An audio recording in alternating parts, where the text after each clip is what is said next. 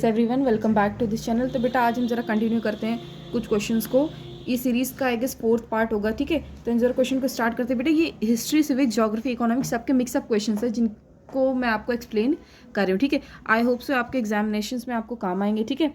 So starting with the question number 1, first one we have what is meant by MSP, ठीक है। The food corporation of India FCI purchases surplus wheat and rice for the government from the farmers at the pre announce price. This price is called minimum support price, ठीक है। बेटा MSP क्या होता है? MSP मतलब minimum support price. वो minimum support price जो कि व्हीट और राइस वगैरह का होता है। यानी कि इसमें क्या होता है कि जो फूड कॉर्पोरेशन ऑफ इंडिया होती है, यानी कि जो FCI होती है, ये क्या करती है? ये परचेज करती है व्हीट और राइस को किसके लिए? गवर्नमेंट के लिए परचेज करती है। किससे परचेज करती है? फार्मर से, ठीक है। फार्मर से परचेज करती है गवर्नमेंट के लिए व्हीट और राइस को एक प्री अनाउंस्ड प्राइस पे। यानी कि इनके जब सोइंग सीजन से पहले ही ना, जब सोइंग सीजन आता है उससे पहले ही वो प्राइस को अनाउंस कर दिया जाता है कि इस प्राइस पे आपका व्हीट और इस प्राइस पे आपका राइस हम परचेज करेंगे। तो उस प्राइस को क्या कहते हैं? Minimum support price. यानी कि वो जो प्राइस है जिससे हम फार्मर्स को सपोर्ट कर रहे हैं, ठीक है, उसको क्या कहते हैं? MSP, यानी कि minimum support price, the minimum price through which we are supporting farmers, ठीक है। That is called MSP। Okay, so the next one we have differentiate between seasonal and chronic hunger, ठीक है। कि सीजनल और chronic hunger में क्या difference है? Hunger in the sense कि जब मतलब जब भूखा होना, ठीक है। अब देखो सीजनल हंगर में क्या देखना? सीजनल हंगर में it arises due to seasonal nature of activity like farming और कैजुअल वर्क। कि जो सीजनल हंगर है, सीजनल हंगर मतलब यानी कि सीजन्स के साथ टाइम टू टाइम क्या होता है, जैसे लोगों को मतलब अगर प्रॉपर उनको न्यूट्रिशन, प्रॉपर उनको अनाज नहीं मिल पाता तो ऑब्वियस बात है वो इंसान भूखा रह जाएगा, हंगर की कैटेगरी में आ जाएगा, ठीक है। तो बोले सीजनल हंगर क्या होता है? It arises due to seasonal nature of activity like farming और कैजुअल वर्क। किसी भी कैजुअल वर्क की वजह से या फार्मिंग की वजह से जब हंगर अराइज हो जाता है, यानी कि जब भुखमरी अराइज हो जाती है, तो उसको क्या कहते हैं? सीजनल हंगर है, सीजन्स की वजह से, ठीक है। और बेटा क्रॉनिक हंगर क्या होता है? Chronic hunger it arises due to low income throughout the year because of little और नो वर्क। और क्रॉनिक हंगर क्या होता है? क्रॉनिक हंगर का मतलब जब हमारी इनकम लो होती है, जब हमारी इनकम बहुत ज़्यादा कम होती है। अब वो इनकम कम किस वजह से होती है? या तो हमारे पास कुछ काम ही नहीं है, तो ऑब्वियस सी बात है इनकम जनरेट होने कोई सोर्स ही नहीं, या फिर हमारे पास जो काम है वो भी बहुत कम है, तो उससे भी इनकम जनरेशन क्या होगी? बहुत कम होगी। इनकम अगर कम आएगी तो हम कहाँ से अनाज वगैरह और दाल चावल वगैरह परचेज करेंगे खाने के लिए, ठीक है। नहीं हो पाएगी तो भी क्या हो जाएगा? हंगर की कैटेगरी, यानी हंगर अराइज हो जाएगा। तो उस कैटेगरी को क्या कहते हैं? Chronic hunger. क्या कहते हैं? Chronic hunger. जो इनकम की बेस से है वो क्रॉनिक हंगर, और जो सीजन की बेस से है वो सीजनल हंगर। क्लियर है? इनके नेक्स्ट पॉइंट क्या देखो, इट इज टेम्परेरी।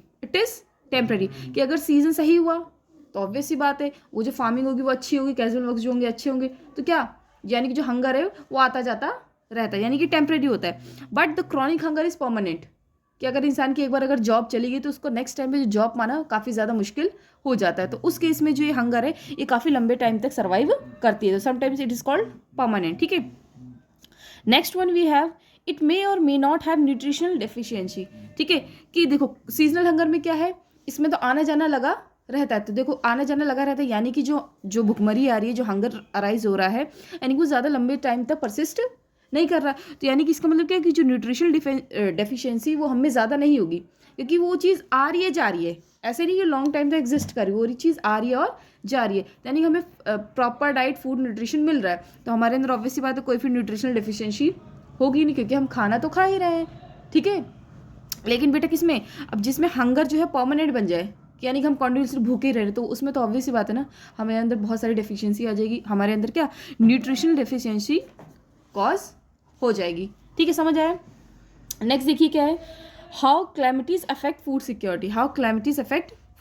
क्लैमिटीज का मतलब जितने डिजास्टर्स होते हैं, जितनी आपदाएं होती हैं, ये किस तरीके से फूड सिक्योरिटी को अफेक्ट करते हैं, ठीक है। देखिए पहला पॉइंट क्या है, due to calamities the production of crops decreases which led to food security in that area. बोले क्लैमिटीज की वजह से, यानी किसी भी आपदा, किसी भी नेचुरल डिजास्टर की वजह से जो क्रॉप की प्रोडक्शन है वो क्या हो जाती है? कम हो जाती है। मान लो अगर बाढ़ वगैरह आ गई तो ऑब्वियस सी बात है सारे क्रॉप्स खराब हो जाएंगी। क्रॉप्स खराब हुए बेटा, इसका मतलब क्या कि उस पर्टिकुलर एरिया में क्रॉप की प्रोडक्शन कम हो जाएगी।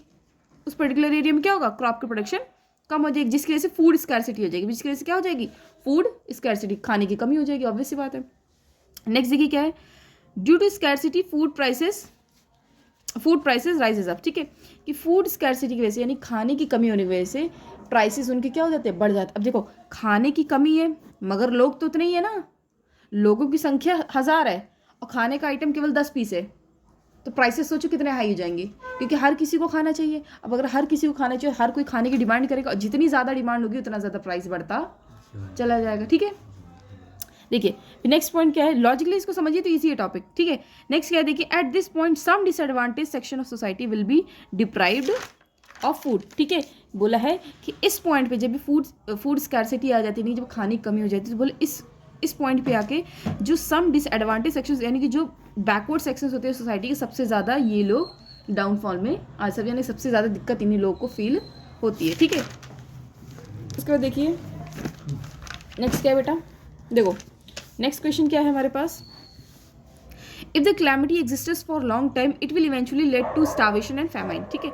बोला ये जो क्लैमिटी है यानी कि ये जो क्या है, यानी कि जो आपदाएं, अगर ये डिजास्टर काफ़ी लंबे समय तक बन के रहता है, यानी काफ़ी लंबे समय तक उस पर्टिकुलर एरिया में परसिस्ट करता है, एग्जिस्ट करता है, तो वो काफ़ी ज़्यादा नुकसान करके जाता है उस पर्टिकुलर एरिया में, काफ़ी ज़्यादा लॉस वहाँ पर हो जाता है। क्योंकि देखो उन चीज़ों की वजह से क्या होता है, स्टार्वेशन हो जाता है। जैसे मान लो अगर बाढ़ वगैरह आ गई है, अगर वो बाढ़ मतलब मान के चलो 1 महीने तक उस पर्टिकुलर एरिया को छोड़ ही नहीं रही है, वहाँ पानी भरा ही है, तो लोग क्या अपने नॉर्मल कैजुअल वर्क्स कर पाएंगे, फार्मिंग हो पाएगी, नहीं हो पाएगी, ऑब्वियस सी बात है, लोग की जॉब छूट जाएंगे। जब कुछ वर्किंग ही नहीं हो रहा, प्रोडक्शन ही नहीं हो रही कंट्री में, तो पैसा कहाँ से आएगा, खाना कहाँ से बनेगा, फूड क्रॉप्स कहाँ से आएंगे।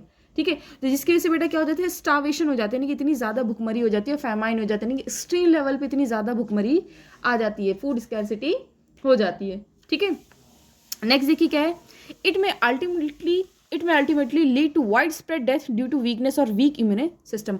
अब देखिए जरा, अगर मान के चलिए 1 महीने तक लोग मतलब बिल्कुल एकदम थोड़ा थोड़ा खाना खा रहे हैं, कुछ खाने के लिए उनको मिल नहीं रहा, क्यों नहीं मिल रहा, क्योंकि डिजास्टर है, क्योंकि क्लैमिटी है वहाँ पे बहुत लंबे समय से है, जब किसी चीज़ की ना प्रोडक्शन हो रही है, ना अनाज उग रहा है, ना फार्मिंग हो रही है, तो जब उनको कुछ खाने को बेटा नहीं मिल रहा, तो इसकी वजह से क्या होगा, जब वो रेगुलर अपने डाइट को नहीं ले रहे हैं, तो इसकी वजह से क्या होती है, तो उनकी बॉडी में वीकनेस आ जाती है। ऑब्वियस बात है, हम खाना नहीं खाएंगे तो कमजोरी आ ही जाएगी। जब उन्हें खाना मिल ही नहीं रहा, तो बेटा उनके शरीर में क्या हो जाती है, कमजोरी आ जाती है, और वीक उनका इम्यून सिस्टम, उनको जो इम्यून सिस्टम होता है बहुत ज़्यादा वीक पड़ जाता है, यानी कि वो फिर बहुत सारी डिसीजेज से लड़ते हैं। ठीक है, नेक्स्ट देखिए क्या है, fourth is describe the current anti poverty strategy of government in India. ठीक है, कि करंटली गवर्नमेंट ने ऐसी कौन सी एंटी पॉवर्टी स्ट्रेटेजीज निकाली है इंडिया के अंदर। ठीक है, एंटी पॉवर्टी मतलब पॉवर्टी को डिक्लाइन करने के लिए, पॉवर्टी को खत्म करने के लिए गवर्नमेंट ने कौन कौन सी स्ट्रेटजीज अपनाई है। First one we have the current anti poverty strategies of government in India are promotion of economic growth. कि गवर्नमेंट ने क्या कहा है कि इकोनॉमिक ग्रोथ को हम क्या करेंगे, प्रमोट करेंगे, उसकी प्रमोशन होगी। अगर इकोनॉमिक ग्रोथ की प्रमोशन होगी तो ऑब्वियसली बात है बेटा पॉवर्टी कम होगी, लोगों को और ज़्यादा वर्क मिलेगा, लोगों की है ना, लोगों की जो जॉब है उसमें और इनकम की इंक्रीमेंट होगी। ठीक है, तो जिसकी वजह से क्या होगी, गरीबी अपने आप खत्म हो जाएगी या फिर डिक्लाइन तो एटलीस्ट हो जाएगी। सेकेंड क्या है, टारगेटेड एंटी पॉवर्टी प्रोग्राम्स। कि गवर्नमेंट ने क्या करा, जो एंटी पॉवर्टी प्रोग्राम्स है उनको टारगेट करा है, कि मेनली उन प्रोग्राम्स को हम और अच्छे से उसको किसी भी पर्टिकुलर एरिया में चलाए, ताकि उसका क्या आउटकम काफ़ी अच्छा है और पॉवर्टी जो है डिक्लाइन होती जाए। ठीक है, next one we have question number 5, why do you find a strong link between economic growth and poverty reduction in India, give reasons. ठीक है, बोला है आपने क्या ऐसे स्ट्रॉन्ग लिंक पाया है इकोनॉमिक ग्रोथ और पॉवर्टी के बीच में। किसके बीच में, इकोनॉमिक ग्रोथ और पॉवर्टी के बीच में। इकोनॉमिक ग्रोथ और पॉवर्टी के बीच में एंड पॉवर्टी रिडक्शन, यानी कि इकोनॉमिक ग्रोथ और पॉवर्टी रिडक्शन की, जो इकोनॉमिक ग्रोथ भी हो रही है और पॉवर्टी साथ साथ कम भी हो रही है, इन दोनों के बीच में आपने क्या एक स्ट्रॉन्ग कनेक्शन, एक लिंक पाया, वो हमको बताइए। ठीक है, ये तो देखो ऑब्वियस सी बात है कि यार अगर इकोनॉमिक ग्रोथ होगी तो हमारी पॉवर्टी कम होती जाएगी, लेकिन इसके बीच में जो कनेक्शन बन रहा है ना, वो चीज़ हमको समझानी है। ठीक है, देखिए क्या लिखा है, yes there is a strong link between the economic growth and poverty reduction in India. The reasons are India witness low economic growth due to early 80s up to the early 80s and the poverty estimates remained the same in during this period। ठीक है, बोला early 80s में, यानी कि early 80s में 1980s के आसपास ये क्या हुआ था, इंडिया के अंदर जो इकोनॉमिक ग्रोथ थी बहुत ज़्यादा लो थी। इंडिया की जो इकोनॉमिक ग्रोथ थी क्या थी, बहुत ज़्यादा लो थी। तो इस बात का इंडिया गवाह है कि जब जब इकोनॉमिक ग्रोथ कम हुई है तब तब क्या हुआ है, जब जब इकोनॉमिक ग्रोथ कम हुई है तब तक क्या हुआ है, जो पॉवर्टी एस्टिमेट्स है वो उतनी की उतनी रही है। Poverty witness remain same in this period, कि जब जब हमारी इकोनॉमिक ग्रोथ कम रही है तब तब जो पॉवर्टी है वो कम नहीं हुई बल्कि उतनी ही रही है या फिर और कम हो जाती है। ठीक है, पॉवर्टी यानी कि वहाँ से ख़त्म नहीं होती ना कम होती, पॉवर्टी उतनी की उतनी ही रहती है। तो ऑब्वियस सी बात है कि अगर इकोनॉमिक ग्रोथ कम है तो पॉवर्टी भी उतनी ही रहेगी, उसमें कोई चेंज नहीं होगा। लेकिन अगर इकोनॉमिक ग्रोथ अच्छी हो जाती है तो हमारी पॉवर्टी क्या होगी, धीरे धीरे कम होती चली जाती है। ठीक है, देखिए नेक्स्ट क्या है बेटा इसमें, the economic growth rate jump significantly in the poverty reduction, कि जो इकोनॉमिक ग्रोथ रेट है jump significantly in the poverty reduction, कि जितनी ज़्यादा इकोनॉमिक ग्रोथ रेट होगा, जितना ज़्यादा इकोनॉमिक ग्रोथ, यानी कि अगर इकोनॉमिक ग्रोथ रेट ने अगर बहुत हाई जंप करा है तो उसकी वजह से जो पॉवर्टी में बहुत ज़्यादा रिडक्शन हमको देखने को मिलेगी। ठीक है, नेक्स्ट देखिए क्या लिखा है इसमें, economic growth widens opportunities and provides the resources needed to invest in human development. क्या करता है, क्या कह रहा है कि इकोनॉमिक ग्रोथ की वजह से बहुत सारी अपॉर्चुनिटीज़ प्रोवाइड होती है, क्योंकि देखिए जितना ज़्यादा इकोनॉमिक ग्रोथ होगा, जितना ज़्यादा यानी कि जितना ज़्यादा एक कंट्री में पैसा आ रहा था, यानी उतने ज़्यादा लोगों की इन्वॉल्वमेंट होगी काम करने में, उतने ज़्यादा लोगों को काम मिलेगा। जितने लोगों को काम मिलेगा यानी कि काम मिलने से क्या, और उनको न्यू अपॉर्चुनिटीज़ मिल रही है। तो जो अपॉर्चुनिटीज़ उनको मिल रही किस वजह से मिल रही है, क्योंकि इकोनॉमिक ग्रोथ कंट्री में हो रहा है। अगर इकोनॉमिक ग्रोथ ही ना हो, क्या लोगों को जॉब मिलेगी, लोगों को काम मिलेगी, लोगों को अपनी स्किल्स दिखाने का मौका मिलेगा? ऑब्वियस सी बात है नहीं मिलेगा।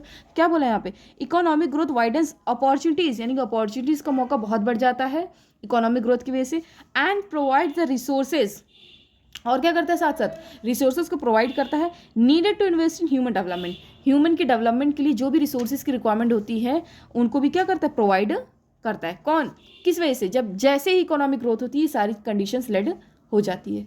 ठीक है, समझ आए, क्लियर हुआ। ये भी सारे मिक्सअप क्वेश्चंस थे, आई गेस ये सारे क्वेश्चंस तो इकोनॉमिक्स के हैं। ठीक है, अगर आपको इतना समझ आ गया हो तो अच्छी बात है, एग्जाम्स में आपके लिए ये चीज़ हेल्पफुल होगी। ठीक है, okay, so till that keep learning and keep smiling and do not forget to like and subscribe the video.